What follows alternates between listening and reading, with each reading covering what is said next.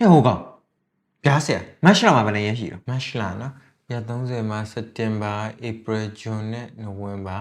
ကျန်တော့လမှာ31ဆရာမတ်လ31ရက်ဆရာ မတ်လ31ဧပြီရောဗျာ ဟောဧပြီရက်30မှာစက်တင်ဘာဧပြီ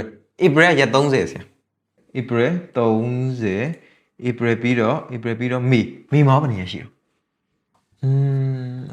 ရက်30မှာစက်တင်ဘာဧပြီဇွန်နဲ့နိုဝင်ဘာကျန်တော့လမှာ31ဖေဖော်ဝါရီ28ရက်ထက်နှစ်မှာ1ရက်2ဆရာမေရက်31ရက်ဆရာ နေပါဦးမင်းကအဲ့ရက်30မှာစက်တင်ဘာကြီးမဆိုဘဲနဲ့မသိဘူးလား ဟာဆက်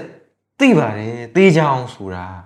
အေးအဲ့ဆိုအဲ့ဒါကြီးမဆိုပဲပြောကွာဂျွန်မှာဘယ်နှစ်ရက်ရှိတော့ ဆက်ဂျွန်နော်ဂျွန်လာမှာဘယ်နှစ်ရက်ရှိလဲရက်30မှာစက်တင်ဘာ ဟဲ့မဆိုပါနဲ့ဆိုဆရာလည်းမဆိုဘူးကျွန်တော်သိတယ်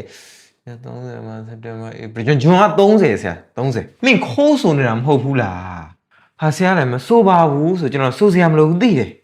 အေးပြီးတော့ဂျွန်က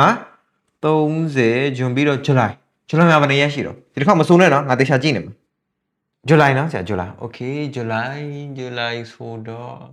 ရက်30မှာစက်တင်ဘာ ဟဲ့ဆိုနေပြီဟာဆရာမဆိုဘူးဆိုစရာမလိုတဲ့ကိစ္စကိုဇူလိုင်မလား ရက်30မှာစက်တင်ဘာဧပြီဇွန်နဲ့နိုဝင် ဒီ ဘာ ဆိုနေပြန်ပြီဟာဆရာလည်းမဆိုပါဘူးဆိုစရာမလိုဘူးခဏနေအောင် ရက်30မှာစက်တင်ဘာဧပြီဇွန်နဲ့နိုဝင်ဘာ မင်းဆိုနေတာငါမသိဘူးမှန်နေလားဒါဆိုတော်ပြီဗျာကိုလောက်တော့ကျွန်တော်မခူတော့သွားပြီဒါလေးတောင်သုံးမကြတဲ့ကောင်ကွာသွားငါလုံးမယ်ဇူလို